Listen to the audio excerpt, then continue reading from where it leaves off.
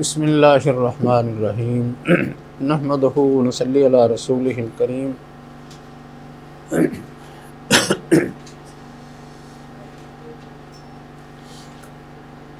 قال النبی صلی اللہ علیہ وسلم اذا امرتکم بامر فاتوا به ما استطعتم واذا نہیتکم عنہ فاجتنبوہ۔ یہ حدیث مبارکہ تھوڑے سے الفاظ کے اختلاف کے ساتھ مختلف کتب حدیث میں موجود ہے، جیسا کہ صحیح بخاری اور اس کے علاوہ مسند احمد اور بہقی وغیرہ میں موجود ہے۔ نبی صلی اللہ علیہ وسلم نے فرمایا کہ اذا امرتکم بامر یا اذا امرتکم بالشیء فاتوا به ما استطعتم یا فخذوا منه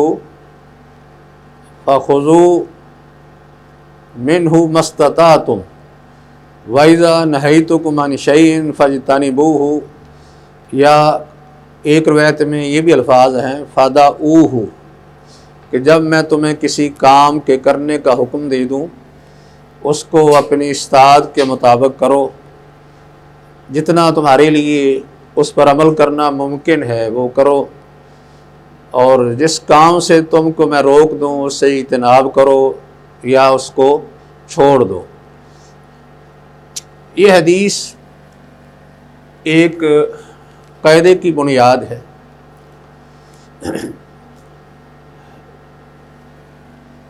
اس لیے اس کو شروع میں ذکر کیا ہے۔ پیچھے بنیادی طور پر جو قاعدہ ہم نے پڑھا ہے وہ تھا لا ضرر ولا ضرار۔ اس کے کچھ ضمنی اور فروعی کچھ قواعد، جن میں ایک کا نام الضرر یزال یا ضرر یزال بقدر الامکانی، ایسے ہی یہ بھی تھا کہ الضرر لا یزار بمثلہ۔ یہ مختلف قواعد جن کا ہم نے تذکرہ کیا ہے، انہی قواعد سے آگے کچھ اور قواعد ماخوذ ہیں یا ان میں یہ داخل ہیں۔ ان میں ایک قاعدہ یہ ہے کہ الضرر الاشد یزال بضرر الاخف، یعنی پہلا قاعدہ یہ تھا نا کہ الضرر لا یزال بمثلہ یا لا یزال بالضرر، ضرر کو ضرر کے ساتھ زائل نہیں کیا جائے گا، نقصان کا ازالہ نقصان سے نہیں کیا جائے گا، کسی فساد کا خاتمہ فساد سے نہیں کیا جائے گا، یعنی اس کے مثل فساد سے یا اس کے مثل کسی نقصان سے اس کا ازالہ نہیں کیا جائے گا، جس کا مفہوم یہ بنتا ہے کہ کسی نقصان کا اگر ازالہ کرنا ہو یا اس کی تلافی کرنی ہو تو اس سے کم نقصان اٹھا کے، یہ اس صورت میں ہے کہ جب کسی کام پر عمل کرنے کی صورت میں دونوں طرف سے نقصان ہوتا ہو، یعنی نقصان سے چھٹکارا نہ ہو، ہر صورت میں نقصان کچھ نہ کچھ اٹھانا ہی پڑے تو یا کسی برائی کا ارتکاب کرنا ہی پڑے، تو پھر اس وقت جو برائی چھوٹی ہے اس کو اختیار کیا جائے گا، اضر جو یعنی نقصان اخف ہے اس کے ذریعے جو اضر ہے اس کا خاتمہ کیا جائے گا۔ الضرر الاشد یزال بالاخف، جو بڑا نقصان ہے اس کو چھوٹے سے دور کیا جائے گا۔ مطلب یہ ہے کہ ہمارے عام طور پر جو مسائل سامنے آتے ہیں کچھ تو ایسے ہیں کہ یقیناً ان میں مسلتی مسل ہوتی ہے، یہ ہماری شریعت کا اصول ہے، جیسا کہ اس کا ذکر ابن تیمیہ رحمہ اللہ نے بھی کیا ہے اور امام شاطبی اپنی کتاب موافقات میں بھی کرتے ہیں کہ شریعت لوگوں کی مسالے کے لیے آئی ہے، لوگوں کی مسالے کے حصول کے لیے اور ان سے مفاسد اور نقصانات کو دور کرنے کے لیے، اور یہ مصالح کا حصول یا نقصان کا ازالہ یہ دنیا کے اعتبار سے بھی ہے اور آخرت کے اعتبار سے بھی ہے۔ یعنی یہ بات ابن تیمیہ رحمہ اللہ نے بھی کی ہے اور ایسے امام شاطبی نے بھی۔ تو مقصد یہ ہے کہ ہمارے ہاں شریعت کے جو احکام ہیں ان کے پیچھے ہمارے ہی مفادات ہیں، ہماری ہی مصالح ہیں، ہماری ہی منفعتیں ہیں، جن کا ہم حصول کرتے ہیں دنیا کے اعتبار سے بھی اور آخرت کے اعتبار سے بھی۔ اور دنیا کی جو مصلحت ہے اصل شرعی طور پر وہی معتبر ہے جس کے نتیجے میں آخرت کی مصلحت کا حصول ہو۔ اگر کوئی ایسی دنیا کی مصلحت جس کے نتیجے میں آخرت کی منفعت کا حصول نہیں ہوتا تو وہ شرعی طور پر معتبر نہیں ہے۔ یہ بات بھی امام شاطبی رحمہ اللہ نے فرمائی ہے۔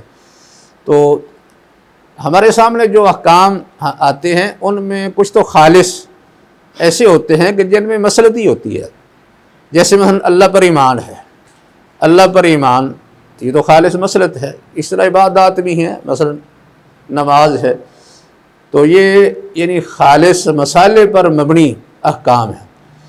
لیکن کچھ کام ایسے ہیں کہ جن میں ہمیں کچھ نہ کچھ ضرر بھی نظر آتا ہے، کچھ نقصان بھی نظر آتا ہے، اور ان کے اندر فوائد بھی ہیں۔ جیسے ہمیں جہاد کا حکم دیا گیا ہے، جہاد کے فوائد بھی ہیں اور جہاد کے اندر کچھ نقصان بھی نظر آتا ہے، ضرر بھی ہے۔ ضرر کیا ہے کہ اس میں قتل و غارت ہوتی ہے، جان دینی پڑتی ہے، مال لگانا پڑتا ہے۔ تو اگر آدمی اس لحاظ سے سوچے تو اسے اس میں نقصان نظر آتا ہے۔ لیکن جہاد اگر ہم نہیں کرتے تو اس کا جو نقصان ہے وہ ان چیزوں کے نقصان سے زیادہ ہے، اس لیے جہاد کرنا پڑے گا۔ نہ کرنے کی صورت میں ہمارا جانی اور مالی اور عزتوں کا جو نقصان ہوگا وہ جہاد کرنے میں نہیں ہوگا۔ اس لیے ہم نے یہاں جو ہے وہ تقابل کیا ہے، ان کا تقابل کر کے، تو یعنی شریعت نے حکم دیا ہے تو شریعت نے ان دو چیزوں کا تقابل کیا ہے، تقابل کر کے جہاد کے حکم کو ترجیح دی ہے، اگرچہ اس میں دوسرے نقصانات بھی ہیں۔ ایسے ہی کچھ احکامات ایسے ہیں کہ جن کا تعلق منہیات سے ہے، کہ اللہ نے ان سے روک دیا اور ان میں خالص نقصان ہی نقصان ہے، ان میں تو باس کرنے کی ضرورت نہیں۔ مثلا اللہ کے ساتھ شرک کرنا، اس سے روکا ہے تو یہ ضروری ہے۔ ایسے ہی زنا کا ارتکاب ہے، ضرر ہے، اس میں کوئی آدمی برائی کا ارتکاب کرتا ہے، کوئی شخص جو ہے وہ زنا کرتا ہے، یہ فی ذات ہی شر ہے، برائیاں ہیں۔ ان میں جو ہے وہ ہم کوئی فائدے کے بارے میں نہیں سوچ سکتے ہو، لیکن کچھ برائیاں ایسی بھی ہیں کہ جن میں کچھ فوائد بھی ہے، ضرر بھی ہے اور فائدہ بھی ہے۔ ضرر کی جو بات ہے اس سے مراد یہ نہیں کہ ہمیں صرف یہ مالی نقصان ہو، جانی ہو، بلکہ ضرر کے اندر دینی نقصان بھی مراد ہوتا ہے۔ دینی نقصان بھی ہوتا ہے کہ ایک آدمی اللہ کی نافرمانی اور معصیت کا مرتکب ہو رہا ہوتا ہے، یہ بھی ایک نقصان ہے۔ ایک نیکی کو چھوڑ دینا یہ نقصان ہے اس کے لیے۔ تو اسی طرح جو ہے وہ یعنی یہ جو تقسیم ہے کہ جس میں کچھ ایسی منہیات ہیں جن میں نقصان اور ضرر بھی ہے، کیونکہ شارع نے اسے منع کر دیا۔ مثال کے طور پر شراب اور جوا، اس سے منع کر دیا گیا۔ اگر کوئی آدمی ان کا ارتکاب کرتا ہے تو اس کے اندر بھی ضرر پایا جاتا ہے۔ ضرر کیا ہے؟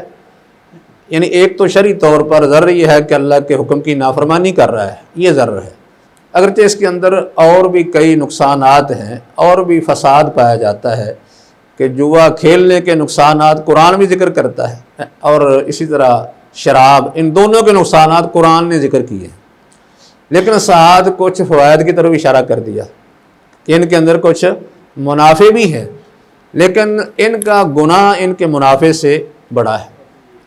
تو اب یعنی کچھ چیزیں ایسی جن سے شارع نے روک دیا ہے، یا کچھ احکام ایسے جن کے اندر کچھ فوائد بھی نظر آتے ہیں لیکن ان فوائد کے مقابلے میں نقصانات زیادہ ہیں، اس لیے ان کو حرام کر دیا۔ تو اس سے ہمیں یہ اصول ملتا ہے کہ ایسے یعنی احکام کہ جن میں ہمیں فوائد زیادہ نظر آتے ہیں اور نقصان کم ہے، تو پھر ہمیں ان پر عمل کرنا چاہیے۔ لیکن کسی جگہ اگر صورتحال یہ بن جائے کہ کسی کام کے کرنے سے فائدہ کم اور اس کا نقصان زیادہ ہوتا ہو، پھر اس کو چھوڑ دینا چاہیے۔ ایک ہوتا ہے کہ نیکی، دو قسم کی نیکیاں ہیں، ایک نیکی بڑی ہے، ایک چھوٹی ہے، یا جس کو کہتے ہیں کہ ایک نیکی وہ یعنی واجب ہے اور دوسری مستحب ہے۔ تو اگر ان کا کسی وقت کسی جگہ ٹکراؤ ہو جائے تو ہم نے ان میں سے کس پر عمل کرنا ہے، کس کو اپنائیں گے؟ مثال کے طور پر ایک شخص جو ہے وہ ایک طرف ایک عمل مستحب ہے، دوسرا واجب ہے، تو مستحب کے پیچھے لگا رہے حتیٰ کہ واجب ضائع ہو جائے۔ اس کو اس وقت یہ چاہیے کہ مستحب کو چھوڑ کر اب واجب پر پہلے عمل کرے، یعنی اسے ترجیح دینی ہے۔ اس لیے اہل علم کہتے ہیں کہ کسی مجتہد کا یا فقیہ کا جو ہے وہ اصل امتحان اور اس کی علم کی بصیرت کا جو ہے وہ امتحان اس وقت ہوتا ہے کہ جب شریعت کے مسائل یا مفاسد آپس میں ٹکرا جاتے ہیں، کہ اب ان کا وہ ٹکراؤ کیسے دور کرتا ہے، کس طرح وہ ان کا حل کرتا ہے۔ یہ اصل ایک مجتہد یا کسی مفتی کا یہ امتحان ہوتا ہے کہ جس وقت ہمارے سامنے کئی نیکی کے کام ہوں تو ہم نے کس کو ترجیح دینی ہے۔ جیسا کہ مثال کے طور پر نماز فرض ہے، نماز کا وقت بھی ہو گیا اور خاص کر جماعت بھی ہو رہی ہے، تو اس کی ادائیگی واجب ہے نا، اور اس کے لیے مسواک کرنا یہ مستحب ہے۔ ایک شخص مسواک کے پیچھے پڑ جائے، وہ کہے کہ مسواک کے بغیر میں نے نماز ادا نہیں کرنی، اس کا نتیجہ کیا نکلے گا کہ وہ مسواک کرتے کرتے یا اس کو تلاش کرتے کرتے واجب کو چھوڑ بیٹھے گا۔ اس کا مطلب یہ ہے کہ دینی مسائل میں اس کی بصیرت نہیں ہے، اپنے آپ کو خواہ وہ بڑا عالم کہتا رہے لیکن بصیرت نہیں۔ جس نے ایک مستحب چھوٹی نیکی کے پیچھے لگ کر ایک بڑی نیکی کو بلکہ واجب کو ضائع کر دیا۔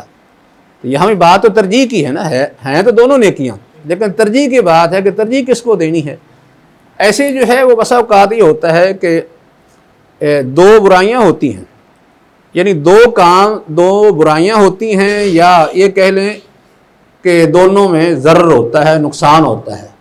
اس وقت ایک عالم نے یا مفتی نے یہ فیصلہ کرنا ہوتا ہے کہ میں نے ان کاموں میں سے کون سا کرنا ہے اور کس کو چھوڑنا ہے، اور اس وقت وہ کام کرے گا جس کا نقصان تھوڑا ہے۔ اگر مثال کے طور پر اس کو جو ہے وہ ایک طرف برائی اور ایک طرف نیکی نظر آ رہی ہے، پھر کون سا کرے گا؟ پھر تو نیکی کا کام ہی کرے نا، برائی کو چھوڑ دے گا۔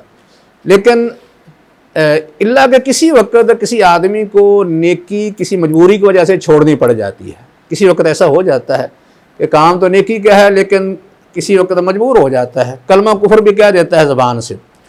لیکن عام طور پر جس وقت کسی نیکی اور برائی کا ٹکراؤ ہو جائے تو اس وقت تو برائی کو چھوڑ کر نیکی کو ہی اپنائے گا۔ لیکن اگر دو برائیاں یا دونوں طرف سے نقصان ہے، اسے پتہ ہے کہ میرے سامنے دو قسم کے عمل ہیں اور دونوں میں ہی نقصان ہے یا دونوں ہی برائیاں ہیں، تب میں نے ان میں سے کس کو اختیار کرنا ہے۔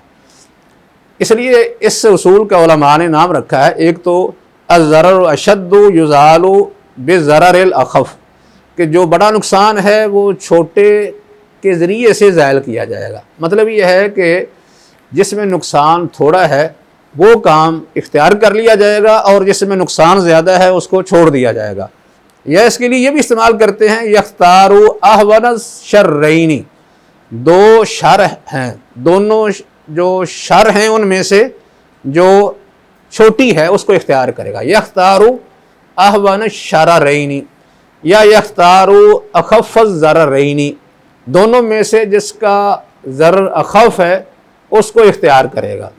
یعنی یہ سمجھ لیں کہ مختلف الفاظ ہیں لیکن مطلب اس قاعدے کا ایک ہی بنتا ہے۔ ہمیں شریعت بھی اس کے بارے میں رہنمائی کرتی ہے۔ قرآن نے یہ جو اجازت دی ہے کہ ایک مجبور آدمی مردار کھا سکتا ہے، یہ کس لیے؟ حالانکہ جس وقت کوئی آدمی یعنی موت کے خطرے میں ہوتا ہے، کسی ایسی جگہ پہنچ جائے کھانے پینے کے لیے اس کو کوئی چیز نہیں مل رہی، تو اس کے سامنے ایک طرف تو اس کی جان کا خطرہ ہے، یہ کیا ہے؟ یہ بھی ضرر ہے۔ دوسری طرف حرام کھانے کا مسئلہ ہے، یہ بھی ایک ضرر ہے تو دونوں ہی ضرر، دونوں ہی نقصان ہے۔ اگر وہ اپنی جان ضائع کر دیتا ہے تو پھر بھی ضرر ہے، اگر مردار کھاتا ہے تو یہ بھی ضرر ہے، کیونکہ حرام کا ارتکاب کر رہا ہے تو دونوں ہی ضرر۔ لیکن اب ان دو ضرروں میں سے یا دو قسم کے جو نقصانات ہیں، ان میں سے کون سا اختیار کرے گا؟ جو ہلکا ہے وہ اختیار کر لے گا، یعنی یہ نہیں کہ ہلکے کو چھوڑ کر بڑا اختیار کر لے۔ بڑا جو اختیار کرے گا وہ تو اپنی جان سے ہاتھ دھو بیٹھے گا کہ بھوکا بیٹھا بیٹھا مر جائے گا، جان ضائع کر دے گا، یہ نقصان بڑا ہے۔ جبکہ مردار کو کھانا ہے تو یہ ضرر ایک نقصان ہے، کیونکہ ایک برائی کا ارتکاب کر رہا ہے یا حرام چیز کا ارتکاب کر رہا ہے، تو اس وقت اسے یعنی یہ اخف ضرر ہے، اس کو برداشت کرنا چاہیے۔ دونوں کا جب تقابل کریں گے تو یہ اخف نظر آئے گا۔ ظاہر ہے کہ اس میں وقتی طور پر ایک حرام کا ارتکاب ہے، لیکن دوسری طرف جان ضائع ہو رہی ہے، تو جان کو بچانا یہ مقدم ہے، یعنی جان کو بچانا جو ہے وہ اس ضرر کے مقابلے میں مقدم ہے۔ جیسا کہ یہ چیزیں بھی آپ نے سنی ہیں کہ ہماری جو شریعت ہے، سارے کے سارے جتنے بھی احکام ہیں، ان کی بنیاد اصل 5 مقاصد پر علماء بیان کرتے ہیں کہ شریعت کے جتنے بھی احکام ہیں ان کے بنیادی طور پر 5 بڑے مقاصد ہیں۔ ان میں ایک مقصد مثلا جان کی حفاظت ہے، دوسرا ایک مقصد جو ہے سب سے پہلا بلکہ دین کی حفاظت، پھر اس کے بعد جان کی حفاظت، پھر اس کے بعد انسان کے نسب کی حفاظت، یعنی اس کی عزت کی حفاظت، اور اس کے بعد اس کی عقل کی حفاظت، اور 5واں کیا ہے اس کے مال کی حفاظت۔ اب ضرر اور نقصان اور شر کیا ہے کہ جب ان مقاصد میں سے یہ جو 5 بنیادی مقاصد ہیں، ان میں سے کسی بھی مقصد کو اگر نقصان پہنچتا ہے تو وہ کیا ہے؟ وہ ضرر ہے۔ یعنی کوئی بھی آپ ایسا کام کرتے ہیں یا ایسی بات کرتے ہیں جس سے ان 5 مقاصد میں سے کسی کو نقصان پہنچے تو یہ ایک ضرر ہے۔ تو اب اس ضرر کا ازالہ کرنا، یہ شریعت یہ بھی چاہتی ہے کہ ان میں سے کسی کو نقصان یا ضرر نہ پہنچے، یعنی ان کو نقصان سے بچایا جائے۔ تو اب بچانے کے لیے پھر تدبیر کرنی ہے، لیکن تدبیر جو ہے وہ ایسے نہیں کی جائے گی کہ کوئی شخص اپنی یعنی خواہش نفس کے مطابق تدبیریں کرتا پھرے۔ اگر ایسا ہو جائے گا تو پھر تو دین اپنی مرضی کا بن جائے گا۔ ہم نے اگر کسی جگہ پہ کوئی یعنی اجتہاد کرنا ہے یا کسی ضرر کا ازالہ کرنا ہے تو اس کی بنیاد ہمارے سامنے ہمارا دین ہے، ہمارے سامنے جو نصوص ہیں، نصوص سے ہی ہم یہ چیزیں اخذ کریں گے، قرآن حدیث سے اخذ کریں گے، شریعت کے جو دلائل ہیں ان کی روشنی میں ہی ان مسائل کا حل کریں گے۔ اور یہ اسی وقت ہوگا کہ جب ہم اس چیز کا اچھی طرح جائزہ لیں، یعنی جو نیکیاں ہیں ان کے مراتب ہمارے ذہن میں ہوں، نیکیوں کے مراتب ہوں کہ یہ نیکیاں ہیں، اور ہر نیکی کا آپس میں مرتبہ مقام کیا ہے، کیا ساری یہ برابر ہیں؟ ایسا تو نہیں ہے نا کہ نیکی کے کام سارے کے سارے برابر ہوں، ایسا نہیں، ان کے درجات ہیں۔ تو ان میں اگر ٹکراؤ پیدا ہوتا ہے تو ہم نے پھر زیادہ درجے والا جو ہے اس کی حفاظت کرنی ہے، چھوٹے درجے والا رہ بھی جائے گا تو یہ ضرر کم ہے، اس کو برداشت کر لینا ہے۔ ایسے ہی جو ہے یہ برائیاں ہیں، برائیوں کی ہم نے درجات دیکھنے ہیں کہ کوئی بڑی برائی ہے، کوئی چھوٹی ہے، تو اس میں ہم نے مجبور ہو جائیں تو پھر چھوٹی برائی کو اختیار کرنا ہے تاکہ بڑی برائی سے بچا جا سکے۔ یعنی بڑی برائی کا ارتکاب جو ہے حقیقت میں بڑا نقصان ہے، بڑا ضرر ہے، بڑا فساد ہے، شر ہے، جس سے بچنا ضروری ہے، اس لیے پھر چھوٹے ضرر کا ارتکاب کر لیں گے۔ تو کسی وقت برائی اور اچھائی کا آپس میں ٹکراؤ ہے تو اس وقت تو پھر اچھائی کو مقدم کیا جائے گا۔ تو اس لیے یہ جو ترتیب اور نیکیوں اور برائیوں کے جو مراتب ہیں ان کو جاننا سمجھنا یہ بڑا ضروری ہے۔ جو شخص کوئی عالم ہے یا مفتی ہے، مجتہد ہے، فقیہ ہے، اگر وہ ان مراتب کو نہیں سمجھتا، نیکیوں کے مراتب، برائیوں کے مراتب، نیکی و برائی کا تقابل ہو جائے تو اس وقت حل کیا کرنا ہے تو وہ حقیقت میں صحیح مسائل کی رہنمائی نہیں کر سکتا۔ تو یہ جو ہم بات کر رہے ہیں اس وقت، اس میں کیا ہے، اس میں یعنی دونوں پہلو جو ہیں وہ نقصان کے ہیں، ضرر کے دونوں پہلو ہیں۔ اب ان میں سے ہم نے کون سا اختیار کرنا ہے؟ جیسے میں نے نیکیوں کا تقابل ہو جائے تو اس کی مثال دی ہے نا، کوئی آدمی مسواک مستحب کے پیچھے فرض چھوڑ دے، ایسے جو ہے وہ اگر دو کام ایسے سامنے آ گئے ہیں کہ دونوں میں ضرر نقصان ہے تو اس کو چاہیے کہ چھوٹے ضرر والا اختیار کر لے۔ اس کی مثالیں اہل علم نے جو ہے وہ کئی دی ہیں، ان میں ایک مثال یہ دی ہے کہ ایک شخص نماز پڑھنا چاہتا ہے، مثلا وہ اگر کھڑا ہوتا ہے اس سے اس کا سطر کھولتا ہے، کھڑا ہو کے نماز پڑھے تو سطر کھولتا ہے، اب اسے کیا کرنا چاہیے؟ کیونکہ قیام یہ بھی واجب ہے، نماز کے اندر قیام جو ہے وہ ایک رکن ہے، نماز کا یہ رکن ہے، قیام بھی کرنا ضروری ہے، قیام چھوڑتا ہے تو یہ بھی ایک نقصان ہے، لیکن اگر سطر کے بغیر نماز پڑھتا ہے تو یہ بھی نقصان ہے۔ اب ان میں سے کون سا نقصان وہ برداشت کرے گا؟ دوسرے بڑے نقصان کے ازالے کے لیے چھوٹا کون سا نقصان اختیار کرے گا؟ ان دونوں میں سے کون سا نقصان چھوٹا ہے اور کون سا بڑا ہے؟ اس کو چاہیے کہ بیٹھ کے نماز پڑھے، اگر بیٹھ کے نماز پڑھے گا تو اس میں نقصان کیا ہوگا؟ قیام اس کا رہ گیا، یہ بھی ضرر ہے کہ قیام کو چھوڑنا، لیکن دوسری طرح ننگے ہو کے نماز پڑھنا اس کا ضرر یہ زیادہ ہے۔ اس لیے ہیں تو دونوں ہی ضرر، لیکن چھوٹے ضرر کو اختیار کرے گا تاکہ بڑے ضرر سے بچا جا سکے، بیٹھ کے نماز پڑھ لے گا۔ اس طرح جو ہے وہ یہ جو چھوٹے بڑے جو ضرر کی بات ہے، اس میں اس کی ایک صورت جو ہے وہ یہ بھی ہے، یعنی اہل علم نے اس میں اختلاف بھی ہے کہ ایک شخص جب سجدہ کرتا ہے تو اس کے ماتھے سے خون نکلتا ہے، اگر بیٹھ کے سجدے کے بغیر نماز پڑھتا ہے تو پھر اس کے لیے پڑھنی ممکن ہے، تو وہ سجدہ کر کے نماز پڑھے گا خواہ خون جاری رہے، یا کہ وہ سجدے کے بغیر ہی پڑھ لے گا؟ یہ دونوں طرف ہے ضرر۔ اصل میں یہ ان کے نزدیک ہے جن کے نزدیک خون سے وضو ٹوٹ جاتا ہے، ویسے صحیح بات یہ ہے خون سے وضو نہیں ٹوٹتا، خون سے وضو نہیں ٹوٹتا تو وہ سجدہ کر لے، کوئی حرج نہیں، یعنی سجدہ چھوڑنا یہ بڑا ضرر ہوگا، باقی خون اگر جاری رہتا ہے تو اس میں کوئی حرج نہیں ہے، لیکن احناف کے نزدیک خون نکلنے سے وضو ٹوٹ جاتا ہے، تو وہ کہتے ہیں کہ اگر وہ سجدہ کرتا ہے تو خون جاری ہوتا ہے، تو خون جاری ہونے سے وضو ٹوٹ جائے گا، یا تو وضو کے بغیر نماز پڑھے تو یا پھر سجدے کے بغیر پڑھے۔ اب ان دونوں میں سے ضرر کون سا بڑا ہے اور کون سا چھوٹا ہے؟ یعنی سجدے کے بغیر نماز پڑھنے میں ضرر کم ہے، لیکن وضو کے بغیر پڑھنے میں ضرر زیادہ ہے، لہذا وہ بیٹھ کے نماز پڑھے، سجدہ چھوڑنا یہ چھوٹا ضرر ہے، یعنی یہ صرف حناف کے نزدیک ہے اس کی مثال۔ ایسے ہی ایک جو ہے وہ عورت مثلا وہ فوت ہوتی ہے اور اس کے وضع حمل کا وقت قریب تھا اور اس کے پیٹ میں بچہ جو ہے وہ زندہ ہے، اب بچے کو نکالنا ہے۔ ایک طرف بچے کی جان کا مسئلہ ہے، اگر نہیں نکالا جاتا تو بچہ فوت ہو جائے گا، دوسری طرف عورت کے پیٹ کو پھاڑنے کا مسئلہ ہے، کیونکہ میت کی لاش کی بھی حرمتی بھی منع ہے، یہ بھی ضرر ہے، آپ چیر پھاڑ کرتے ہیں میت کی تو یہ بھی منع ہے، یہ بھی ایک ضرر ہے، اس کی یعنی توہین ہے، اس لیے منع کیا گیا ہے کہ میت کا کوئی عضو نہ توڑا جائے، نہ اس کی کوئی چیر پھاڑ کی جائے، توہین نہ کی جائے۔ تو اسی طرح اگر بچے کو چھوڑ دیا جاتا ہے تو وہ فوت ہو جائے گا۔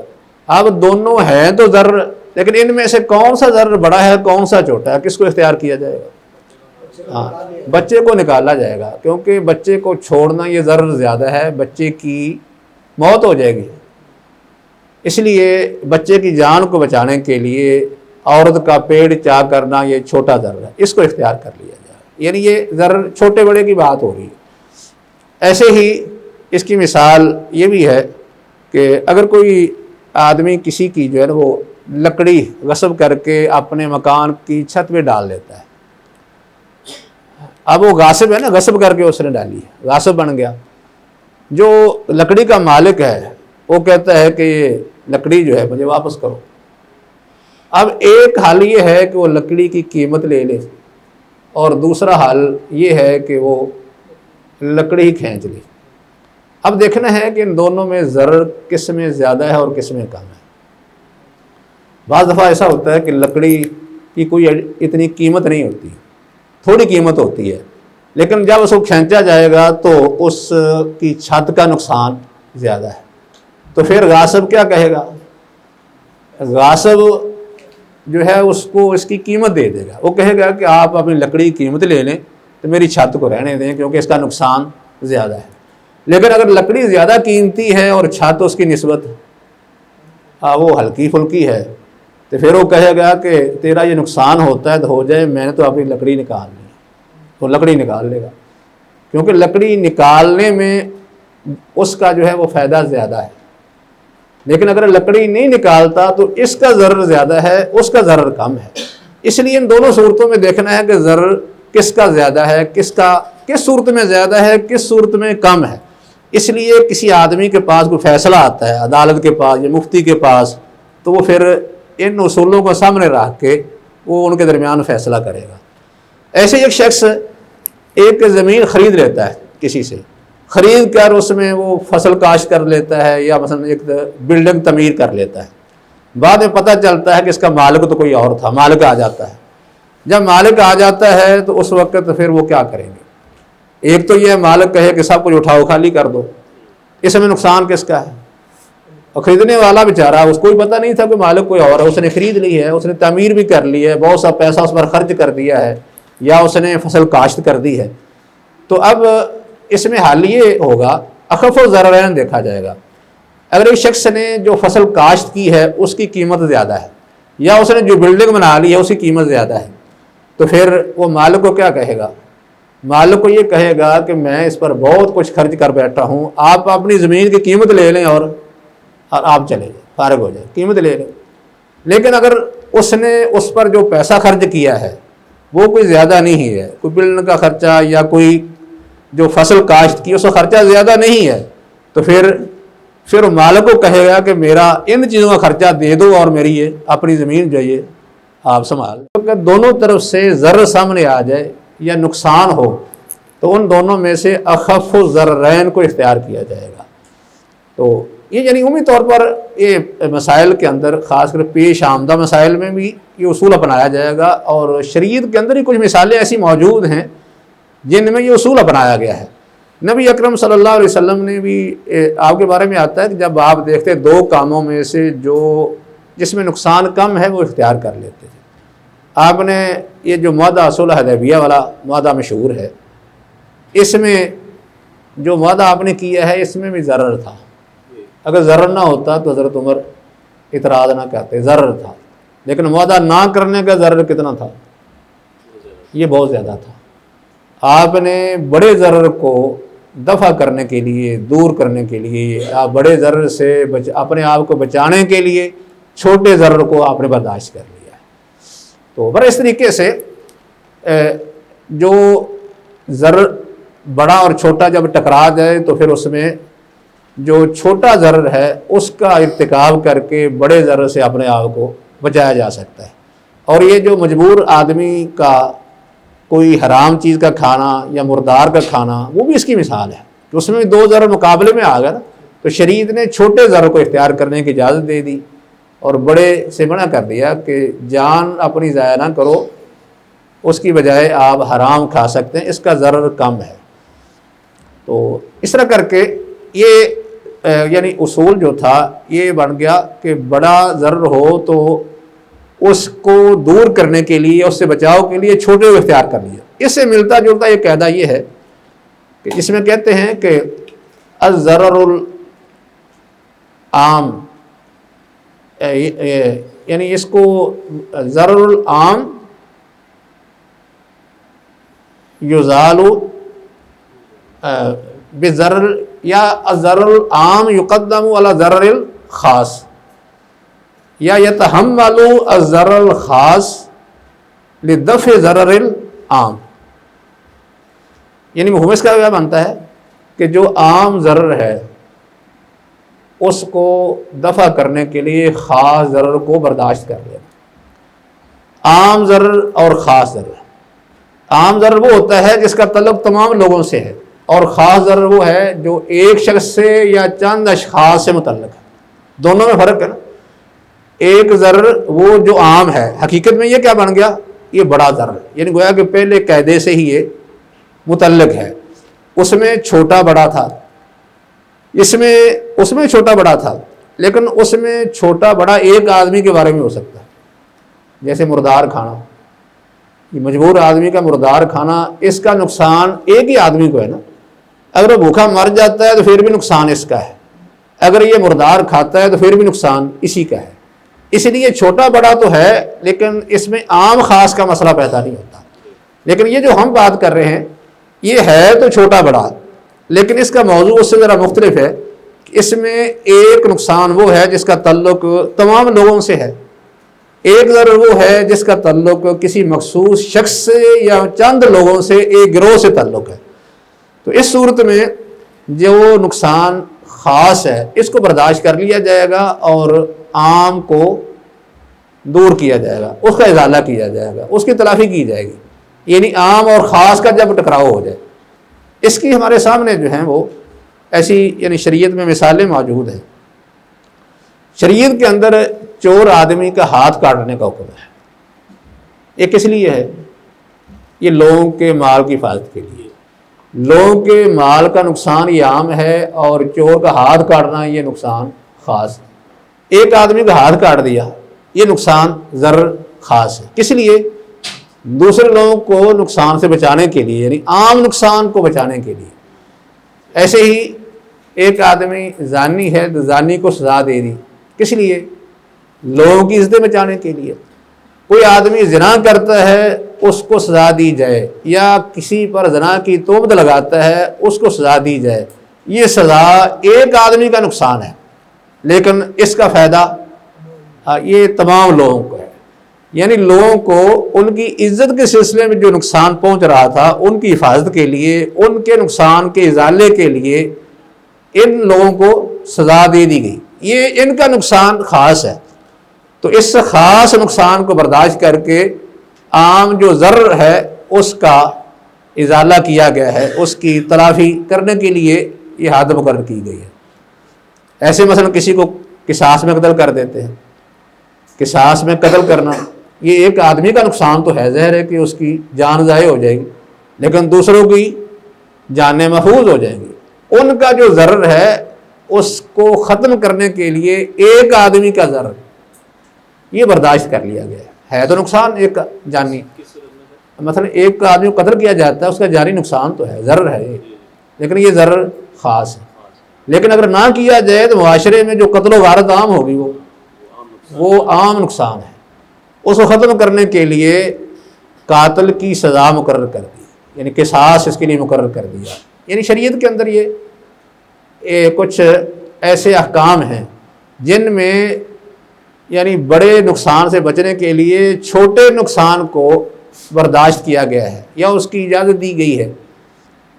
تو یہ تو خیر شریعت کے اندر کچھ مثالیں ہیں کہ جن میں ایک آدمی کا نقصان، وہ چور کا ہاتھ آپ کاٹیں یا زانی کو سزا دیں یا کسی قاتل کو سزا دی جائے یا تہمت لگانے والے کو سزا دی جائے یا کسی ڈاکو کو سزا دی جائے، تو یہ سزا جو ہے اس کا ضرر، اس کا نقصان یہ مخصوص آدمی تک ہے یا مخصوص لوگوں تک ہے، لیکن اگر نہ دی جائے گی تو پھر نقصان پورے معاشرے کا ہے، پورے ملک کا، معاشرے کا نقصان ہے۔ تو اسی پر ہی آگے قیاس کرتے ہوئے اور بھی اہل علم نے کچھ مسائل جو ہیں ان میں اسی قاعدے کے تحت ان کا حل کیا ہے۔ مثال کے طور پر ایک شخص جو ہے وہ جادوگر ہے، جادو کے ذریعے سے لوگوں کا نقصان کر رہا ہے، تو اس کو اگر کوئی قاضی یا عدالت حاکم سمجھتے ہیں کہ مار دیا جائے تو پھر تاکہ لوگوں کو نقصان سے بچایا جائے تو یہ جائز ہوگا۔ یہ اس کا انفرادی نقصان ہے، دوسری طرف پورے معاشرے کا نقصان ہو رہا تھا۔ ایسے کوئی شخص جعلی ڈاکٹر بن جاتا ہے، جعلی ڈاکٹر لوگوں کے اجسام سے کھیلتا ہے، ان کے صحت سے کھیلتا ہے، نقصان پہنچاتا ہے، تو اس کو علاج کرنے سے روک دیا جائے۔ علاج کرنے سے روکا جائے تو اس کا نقصان ہے، کاروبار بند ہو جائے گا، جیسے پیچھے ایسے ہوا ہے، عطائیوں پر جب پابندی لگی تو بیچارے بے روزگار ہو گئے، شور شرابہ بھی انہوں نے کیا کہ ہم تو بے روزگار ہو گئے۔ لیکن ان پر پابندی دوسروں کی جانیں بچانے کے لیے، جیسے یہ مقولہ بھی ہے، ابن تیمیہ رحمہ اللہ کہتے ہیں نیم العالم یفسد الادیان و نیم الطبیب یفسد الابدان، کہ نیم حکیم یہ اجسام کو تباہ کر دیتا ہے، اور نیم عالم یہ ادیان کو تباہ کر دیتا ہے، یہ ایمان کو، دین کو تباہ کر دیتا ہے۔ تو اس لیے اگر کوئی جعلی ڈاکٹر ہے اس پر بندی لگا دی جائے کہ تو نے علاج نہیں کرنا، بلکہ اگر کوئی جعلی مفتی ہو تو پھر اس پر پابندی لگا دی جائے کہ وہ بھی اپنے پاس سے خود ساختہ مسائل گھڑتا ہے، لوگوں کو فتوے دیتا ہے، ان کے دین کو خراب کرتا ہے۔ اس لیے عام لوگوں کے نقصان سے بچاؤ کے لیے ایک مفتی کو روک دیا جائے کہ تو نے فتوے نہیں دینے۔ ایسے ہی اس میں یہ بھی ایک صورت ہے کہ بعض دفعہ ایسا ہوتا ہے کہ جنگ کی صورت میں دشمن مسلمانوں کو جو انہوں نے قید کیے ہوتے ہیں نا، ان میں کچھ عورتیں بھی ہو سکتی ہیں، بچے بھی ہو سکتے ہیں، اس کے علاوہ اور بھی قیدی ہو سکتے ہیں، وہ ان کو ڈھال بنا کے کھڑے ہو جائیں، حصار بنا لیں ان کا، کہ خود تو مسلمانوں پر حملہ آور ہوں، وہ ان پر تیر پھینک رہے ہوں، فائر کر رہے ہوں، گولے برسا رہے ہوں، لیکن مسلمان دیکھتے رہیں کہ ہم کیا کریں، سامنے ہمارے مسلمان بچے ہیں، عورتیں ہیں، تو ہم کیسے ماریں؟ اب جو ہے وہ اگر یہی دیکھتے رہیں گے تو اپنا بہت سا نقصان کر لیں گے، مسلمانوں کا بہت سا نقصان ہو سکتا ہے، یہ بڑا نقصان ہے، یہ ضرر عام ہے، لیکن وہ بچے یا عورتیں جو سامنے کھڑے ہیں ان کا نقصان یہ خاص ہے، کچھ افراد کا نقصان ہے، تو ایسی حالت میں وہ حملہ کر دیں گے، حملے میں وہ بچے جو مسلمان ہیں یا عورتیں ہیں یا مرد ہیں وہ شہید ہو جائیں گے، شہادت کا ان کو مرتبہ مل جائے گا، لیکن یہ نقصان یہ کم ہے۔ لیکن اگر ان کو نہیں مارتے تو دیکھتے رہ جاتے ہیں، دشمن ان کا جو نقصان کرے گا وہ بہت بڑا نقصان ہے، اس لیے چھوٹے نقصان کو برداشت کیا جائے گا بڑے نقصان سے اپنے آپ کو بچانے کے لیے۔ سر اسی قانون کے تحت ایک سوال پیدا ہوتا ہے کہ مثال کے طور پہ ایک نوجوان ہے، وہ یونیورسٹی کے ماحول میں پڑھتا ہے، تو وہاں پہ زنا سے بچنا بہت مشکل ہے، تو آیا وہ دوسرا طریقہ یعنی استعمال کرتا ہے، یعنی ماسٹربیشن کا، یعنی مشتری کا، تاکہ میں زنا سے بچوں؟ اصل میں یہ مسائل جو ہیں وہ زیر باز آتے رہتے ہیں، ایسے کام جن سے منع کیا گیا ہے بچنا ہی چاہیے ہر صورت میں، کوشش کرنی چاہیے کہ ایسا کوئی اس کا متبادل اختیار کیا جائے جس کی شریعت نے رہنمائی کی ہے، کیونکہ ایسی وقت میں ہماری شریعت کوئی نہ کوئی رہنمائی کرتی ہے نا، کہ جیسے حدیث آتی ہے نا وَمَنِ اسْتَطَاعَ مِنْكُمُ الْبَاءَةَ فَلْيَتَزَوَّجْ، کہ پہلا حال تو یہ ہے کہ شادی کر لے، لیکن اگر وہ شادی نہیں کر سکتا تو پھر علیہ بالصوم فإنہ لہ وجاء، پھر روزے رکھ کے اس کا علاج کرے، پھر اس کا حل یہ ہے کہ روزے رکھے، اور بھی متبادل بھی کچھ ہو سکتا ہے، کئی دفعہ ایسی ادویات بھی مل جاتی ہیں جس سے شہوت کنٹرول ہو جاتی ہے۔ یہ قانون اپلائی نہیں ہو سکتا ہے، ہاں یہ قانون اپلائی نہیں ہو سکتا، یعنی ہاں بڑے نقصان سے بچنے کے لیے کم نقصان۔ ہاں مطلب یہ ہے کہ آخرکار جو عمل برائی کا دروازہ ہی کھولتا ہے تو اس سے اپنے کو بچانا چاہیے، بلکہ یہ فی ذات ہی برائی ہے۔ ایک تو ہوتا ہے نا ایسا عمل جو صرف برائی کا دروازہ کھولتا ہے، ایک عمل وہ ہوتا ہے جو فی ذات ہی برائی ہے۔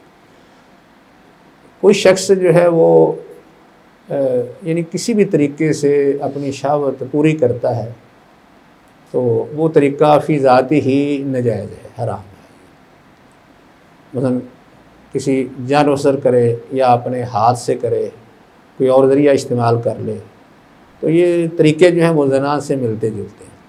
اسی وجہ سے کوئی شخص جو ہے وہ اپنا روزہ توڑتا ہے کسی اور سے صحبت کر کے تو پھر بھی اس پر کفارہ ہے، لیکن اگر کسی اور طریقے سے جان بوجھ کر منی خارج کر لے تو پھر بھی اس کا روزہ ٹوٹ جاتا ہے، پھر بھی حکم اس کا یہی ہوتا ہے۔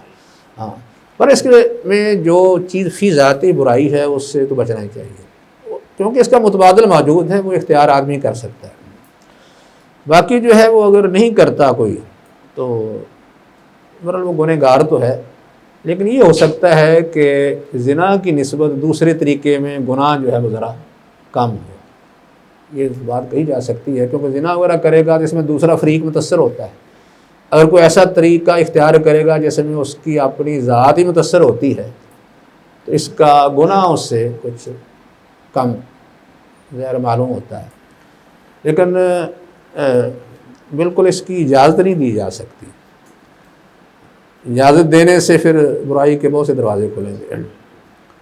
تو یہ ہم بات کر رہے تھے کہ جس وقت عام اور خاص دو قسم کے ضرر اور نقصان، دو برائیاں سامنے آ جائیں تو اس وقت ہم نے یعنی جو خاص نقصان ہے اس کو برداشت کرنا ہے یا اس کے مطابق فتویٰ دینا ہے تاکہ بڑے نقصان سے بچا جا سکے۔ اس میں ہے یتحمل الضرر، یتحمل یا کہہ لیں یا انسان فاعل بنائیں تو یعنی یتحمل الضرر الخاص لدفع ضرر عام، ایک شخص خاص ضرر کو برداشت کر لے گا عام ضرر کے ازالے کے لیے، یا دفع کہہ لیں اس میں، یعنی کیونکہ باقاعدہ الفاظ خیر یہ نہیں ہے، مطلب ہوتا ہے کہ دفع ضرر العام مقدم علی دفع ضرر الخاص، کہ عام ضرر کا ازالہ یہ مقدم ہوگا خاص ضرر پر۔ ایک اصول اس میں یہ ہے، یہ تو بات ہو رہی نا جو ہم نے ان دونوں قیدوں میں بات کی ہے، یہ ہے کہ دونوں میں ہے ضرر، ایک میں ضرر کم ہے دوسرے میں عام زیادہ ہے، یا یہ ہے کہ ایک ضرر خاص ہے اور دوسرا عام ہے، اس کی بات تھی۔ اب اس کے بعد اس سلسلے میں ایک اہم قاعدہ یہ ہے جس کا عنوان ہے درء المفاسد اولا من جلب المصالح، درء المفاسد اولا من جلب المصالح، جس میں یہ ہے کہ نقصانات کا ازالہ یہ اولا ہے مصالح کے حصول سے، مصلحتوں کے حصول سے نقصانات کا ازالہ یہ اولا ہے۔ در کا معنی ہوتا ہے ان کو ختم کر دینا، ان کا ازالہ کر دینا، دور کر دینا۔ درء المفاسد اولا من جلب المصالح، یا اس طرح بھی کر دیتے ہیں کئی دفعہ کہ درء یا در کا لفظ یا دفع، مثلا دفع المفاسد مقدم علی جلب المنافع، یہ بھی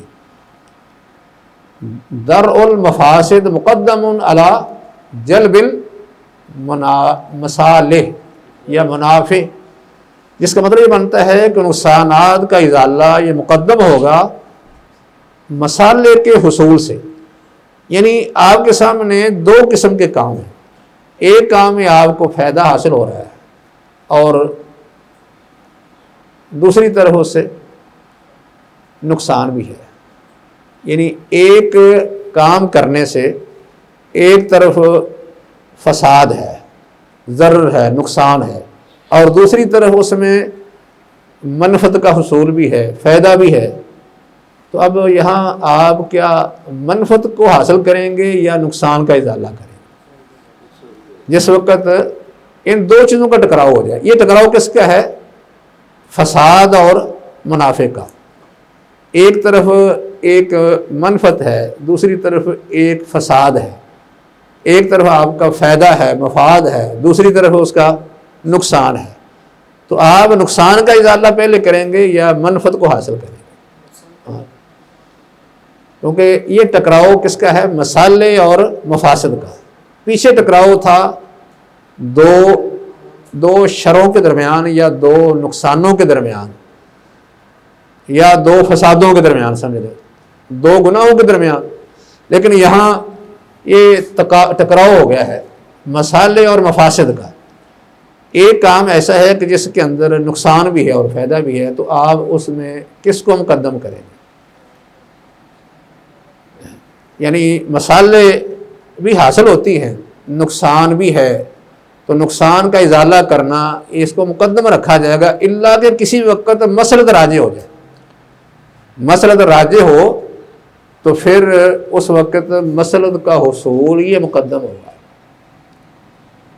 جیسے اس کی ایک مثال یہ بھی ہے کہ عورت کو دیکھنے سے نقصان ہی ہے نا, عورت کو دیکھنے سے نقصان ہوتا ہے, غیر عورت مراد ہے نا, غیر محرم عورت کو دیکھنے سے نقصان ہے, ضرر ہے, شریعت نے منع کر دیا, جس سے منع کر دیا وہ ضرر ہی ہے. دنیاوی نقصان بھی ہوتے ہیں اور اخروی نقصان بھی ہے, دونوں قسم کے نقصان اکٹھے ہوگا. اگر جب کہہ سکتا ہے دیکھنے کا فائدہ بھی ہے, کوئی فائدہ بھی کوئی نہ کوئی دیکھنے کا بیان کر سکتا ہے, جیسے لوگ کرتے ہیں آج کل. تو بہرحال یہاں جو ہے وہ نقصان کو سامنے رکھتے ہوئے حرام کر دیا نا کہ آپ غیر محرم عورت کو نہ دیکھیں, کیونکہ یہ ضرر ہے, نقصان ہے, شریعت نے منع کر دیا. عمومی طور پر تو ایسا ہی ہوگا نا. تو لیکن کسی وقت ایسا ہے کہ اس کو دیکھنا جائز کر دیا, دیکھنے میں کس لیے کہ منفعت راجع ہوگی تھی, نقصان کی نسبت منفعت راجع ہوگی. وہ کیا کہ جب آدمی نے کسی سے شادی کرنی ہو تو اپنی منگیتر کو وہ دیکھ سکتا ہے, وہاں دیکھنے کی اجازت ملے گی. کام تو وہی ہے دیکھنے کا, لیکن یہاں اجازت ہے عام حالات میں, ممانعت ہے, کیونکہ عام حالات میں جب آپ کا شادی کرنے کا ارادہ ہی نہیں ہے تو اس وقت نقصان کے علاوہ اور کیا اثر ہو. لیکن جب آپ نے شادی کرنی ہے تو پھر اس کی منفعت غالب ہے, کیونکہ نہ دیکھنے سے بعد میں پھر فساد بھی پیدا ہوتے ہیں, اس لیے دیکھ لینا یہ بہتر ہے. تو اس کے علاوہ یعنی اس کی اور بھی مثالیں ہیں جن میں نقصان کے ازالے کو مقدم رکھا جاتا ہے شرعی طور پہ. ایسے مثلا ابھی ہم نے بات کی تھی شراب کی اور اس طرح جوے کی, ان دونوں میں نقصانات بھی ہیں اور فوائد بھی ہیں. ہاں, تو آپ کیا منفعت کو حاصل کریں گے یا کہ نقصان کا ازالہ کریں گے؟ ہاں, یہاں نقصان کا ازالہ یہ منفعت کے حصول پر مقدم ہوگا. اس کے علاوہ اور بھی ہے, ایک آدمی تجارت کرتا ہے شراب کی یا وہ اور نشہ آور چیزوں کی تجارت کر رہا ہے, یعنی حرام چیزوں کی تجارت, حرام چیزوں کی تجارت سے اس کو روک دیا جائے گا, منع کر دیا جائے گا. سب سے پہلا ضرورت تو یہ ہے کہ شریعت کی نافرمانی ہو رہی ہے. باقی شراب اور نشہ آور چیزیں بیچنے میں پورے معاشرے کا نقصان ہے, لوگ نشے کے عادی ہو جائیں گے, لوگوں کی صحت کا عقل کا نقصان ہے. دوسری طرف فائدہ بھی ہے کہ لوگ یہ کام کیوں کرتے ہیں, بہت سا پیسہ کماتے ہیں, بہت سے منافع حاصل کرتے ہیں. ہاں, تو یہاں ٹکراؤ جو ہے مسالے کا اور مفاسد کا ہو گیا. تو آپ یہاں مسالے کو حاصل نہیں کریں گے بلکہ مفاسد کا ازالہ یہ مقدم ہوگا. اس لیے ایسے تاجر کو جو نشہ اور چیزوں کی خرید و فروخت کرتا ہے اس کو منع کر دیا جائے گا, روک دیا جائے گا کہ آپ یہ کام نہ کریں. مفاسد مقدم علی جلب المنافع. تو اس طرح اور بھی یعنی اس طرح کے مسائل جو ہیں وہ سامنے آتے ہیں. نفع نقصان زیادہ قسمیں ہے اور کم قسمیں ہیں. یہ بھی ہم نے کچھ مثالیں بھی اس کی دی تھی. مثلا ایک آدمی جو ہے وہ یہ کسی کی لکڑی وغیرہ یا چیز غصب کر کے استعمال کر لیتا ہے, اس کے بعد آپ نے اس میں نفع نقصان دونوں ہوتے ہیں, دیکھنا ہے کہ کون سی چیز مقدم ہوگی. ضرر کے ازالے کو آپ مقدم رکھیں گے. عام طور پر ضرر کا جو ازالہ ہے اس کو مقدم رکھا جاتا ہے, لیکن یہ فیصلے جو ہیں وہ ذرا سوچ سمجھ کے کرنے پڑتے ہیں, آسان نہیں ہوتے. کہ آپ کے سامنے ایسی چیز آ جائے جس میں کچھ فائدہ بھی ہے اور کچھ نقصان بھی ہے, تو آپ دیکھیں کہ ہم اس میں یعنی کس کو مقدم کریں گے دونوں میں سے. کسی وقت کوئی جو ہے وہ مسلط مقدم ہو جاتی ہے, اگر اس کا جو ہے فائدہ زیادہ نظر آئے تو وہ مقدم ہو جائے گی. لیکن عام طور پر یہ ہوتا ہے کہ جو نقصانات ہیں ان کو مقدم رکھا جاتا ہے, یعنی ان کے ازالے کو مقدم رکھنا جاتا ہے. اور اس کی وجہ یہ حدیث ہے جو ہم نے پہلے ذکر کی تھی کہ حدیث میں نبی فرمایا کہ جب میں تمہیں کسی کام کا حکم دوں تو تم اس کو اپنی استطاعت کے مطابق کرو, جتنی استطاعت ہے اس پر عمل کرو. لیکن جب کسی کام سے روک دوں تو پھر اس سے رک جاؤ، اجتناب کرو، وہاں کوئی گنجائش نہیں دی. فَاجْتَنِبُوا یا فَدَعُوهُ، اس کو چھوڑ دو، اسے اجتناب کرو. اس سے معلوم ہوتا ہے کہ شریعت نے منہیات کو روکنے کا زیادہ اہتمام کیا ہے. جو معروفات ہیں نا، معروف چیزیں ہیں، نیکیاں ہیں، اچھے کام ہیں، کہا ہے کہ وہ بھی کرو لیکن وہ اپنی استطاعت کے مطابق، جتنی استطاعت ہے اس کے مطابق آدمی کرے گا. یعنی مطلب اس کے اندر کچھ گنجائش ہے کہ ایک شخص مثلا کسی کام میں تاخیر بھی کر سکتا ہے. حج فرض ہے تو حج میں تو کچھ تاخیر ہو سکتی ہے. اس طرح نماز ہے تو فرض، لیکن نماز کو اگر وہ کھڑے ہو کے نہیں پڑھ سکتا تو بیٹھ کے پڑھ لے، لیٹ کے پڑھ لے. یعنی اس طرح کر کے کچھ گنجائشیں بھی ہیں، ان میں رخصتیں بھی ہیں. تو باقی یعنی جس چیز کا حکم ہے وہ استطاعت کے مطابق ہے. ایک آدمی جتنا وہ کام کر سکتا اتنا کرے گا. زکوٰۃ کا حکم ہے، اگر مال نہیں تو وہ زکوٰۃ نہیں دے گا. اگر تھوڑا مال ہے تھوڑی زکوٰۃ دے گا. جتنی استطاعت ہے اتنا ہی اس نے کام کرنا ہے. اگر حج فرض ہو گیا ہے تو حج جس طرح وہ کر سکتا ہے ویسے ہی اس پر واجب ہوگا. خود جا کے کر سکتا ہے تو خود جانا واجب ہے، اگر نہیں خود جا سکتا تو پھر کسی کو بھیج دے. یعنی جو کام کرنے والے ہیں وہ استطاعت کے مطابق، لیکن جو رکنے والے ہیں اس میں استطاعت کا ذکر نہیں آیا، بلکہ یہ کہا رک جاؤ، اجتناب کرو، چھوڑ دو. اس میں گنجائش نہیں دی. مثلا کہا ہے کہ تم شراب حرام ہے تو اسی وقت رک جاؤ. زنا حرام ہے تو اس میں یہ گنجائش نہیں کہ زنا آپ کچھ وقت تک کر سکتے ہیں یا کچھ اس میں تبدیلی کر کے اس کا ارتکاب کیا جا سکتا ہے. یعنی حرام کام کی گنجائش نہیں ہے. تو اس سے معلوم ہوتا ہے کہ شریعت نے یعنی منہیات جو ہیں جن کاموں سے روکا ہے اس کا اہتمام زیادہ کیا ہے بنسبت اس کے جن کا حکم دیا ہے. اسی وجہ سے یہ اصول بنایا ہے کہ ایک طرف ایک برائی ہے، ایک نقصان ہے، اور دوسری طرف کچھ فائدہ حاصل ہو رہا ہے، تو آپ اس وقت فائدے کو حاصل نہ کریں بلکہ نقصان کا ازالہ پہلے کریں. نقصان کا ازالہ، اس سے بچنے کے لیے کوشش کرنا، اور جو کام حرام ہے اس سے ہر صورت بچنا، یہ مقدم اس کو رکھیں گے، خواہ اس میں آپ کو فائدہ ہو رہا ہے. جیسے مثلا شراب یا حرام چیزیں، مردار وغیرہ اس طرح کی چیزیں بیچنا، ان سے منع کر دیا گیا. مثلا نبی نے فرمایا کہ ان اللہ نہا ان بیع الخمری، مثلا بیع الخمری آگے ہے بیع الخمری والمیتتی والخنزیری والاصنام. یہ حدیث آتی ہے اس طرح جابر کی کہ نبی صلی اللہ علیہ وسلم نے منع فرمایا شراب کی بیع سے، اس طرح خنزیر کی بیع اور مردار کی بیع اور بتوں کی بیع.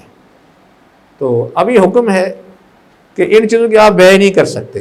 اگرچہ تفصیلات میں کچھ اختلاف ہے کیونکہ ہر چیز میں کچھ نہ کچھ استثناء ہو جاتا ہے. مثلا مردار کی بیع، چمڑے کی بیع تو ہو ہی جاتی ہے، چمڑا کھا مردار کو پھر بھی ہو ہی جاتی ہے. اس طرح کچھ چیزیں استثنائی ہیں، لیکن عام اصول یہی ہے کہ ان چیزوں کی بیع نہ کی جائے.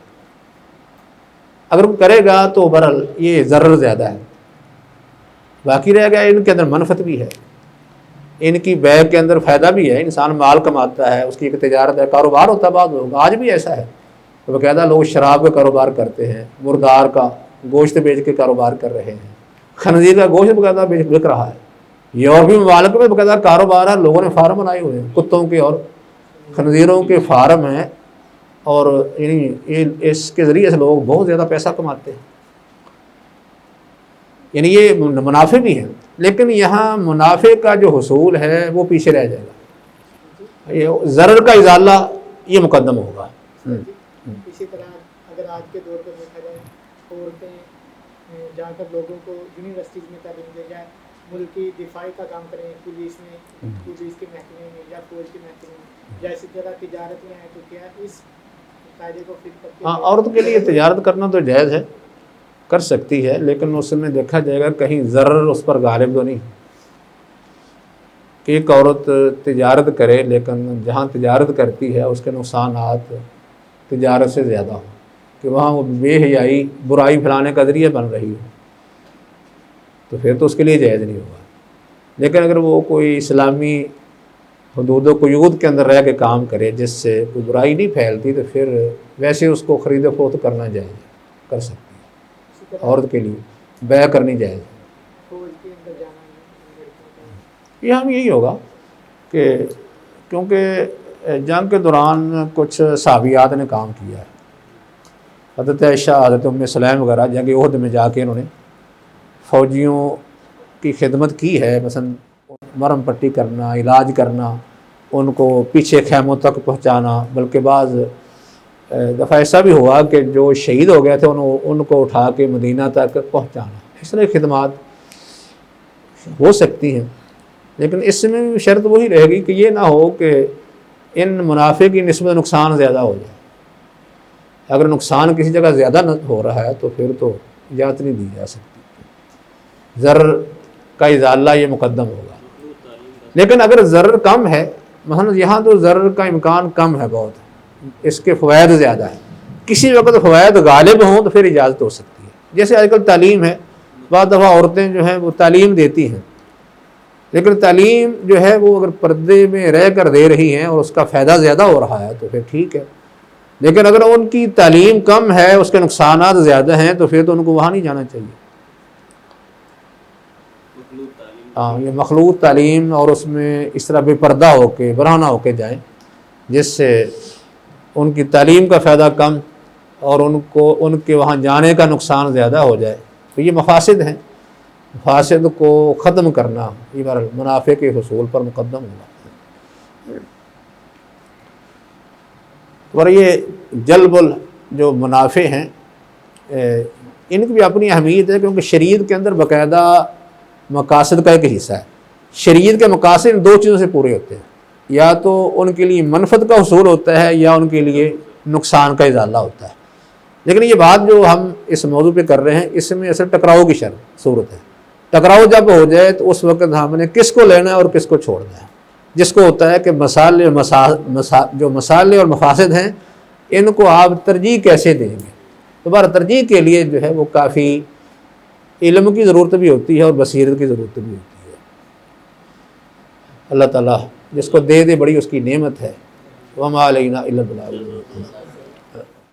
زندگی شعور سے، الحکمہ انٹرنیشنل۔